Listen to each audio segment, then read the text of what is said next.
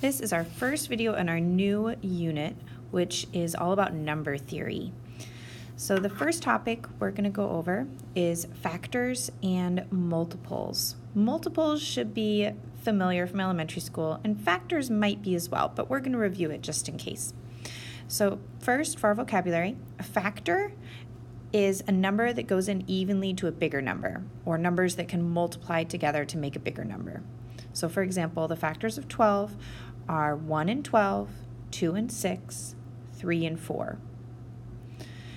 A multiple is it's sort of like the opposite of a factor. It's a number that you get by repeatedly multiplying a smaller number. So the multiples of 12 are 12, 24, 36, 48. The best way to remember this is that factors are generally smaller and multiples are generally bigger. One's going down, the other one's going up. Prime is the last one, and prime numbers are a special type of number that only have one and themselves for factors. So to start off, we're going to find all the factors of 10. So we want to think about all the ways that we can multiply two numbers together to get 10. So the first one you always want to start out with is 1 and the number, because 1 times 10 gives you 10. For 10, there's also another option. You could do 2 and 5. And that would also give you 10. So the factors of 10 are 1, 10, 2, and 5. Now I want you to pause and I want you to find all the factors of 60. Make sure you don't miss any.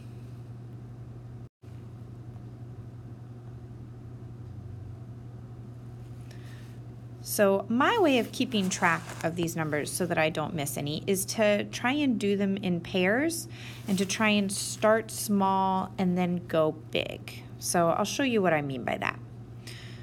So first, 60 must have 1 and 60. And I'm going to write them on opposite sides so that my numbers round up in order. 1 and 60 would make 60. So after 1, the next smallest number would be 2, because factors have to be whole numbers. We're going to skip right by any decimals or fractions. They have to be whole numbers. And 2 goes into 60 30 times. Then I have to ask myself, does 3 go into 60? Sure. 3 times 20 gives me 60. Does 4 go into 60? Yeah, because if 2 and 30 go together, then 4 and 15 would go together. And then does 5 go in? It does. 5 goes in 12 times. That might be one you might have missed. And 6 also goes in 10 times.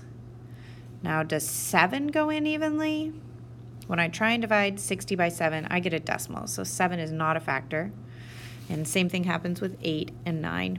So this is my final list. Count up yours and make sure that you got all 12 factors of 60. Now, the next idea is the idea of multiples.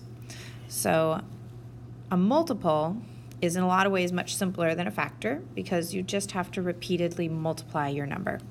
So we're going to list the first 5 multiples of 15. So 15 times 1, that's my multiplication dot, 15 times 1 gives you 15. So 15 is the first multiple of 15. And then 15 times 2 gives us 30. And 15 times 3 is 45, and times 4 is 60. And the last one would be 75. So the first 5 multiples of 15 are 15, 30, 45, 60, and 75. All right, now it's time for a practice problem. So you're going to do both things. You are going to find the factors and you are going to find the multiples. Notice that I'm limiting you to the first 4 multiples of 36, but you need to find all the factors of 36. Pause the video and do this now. We'll talk about it in class tomorrow.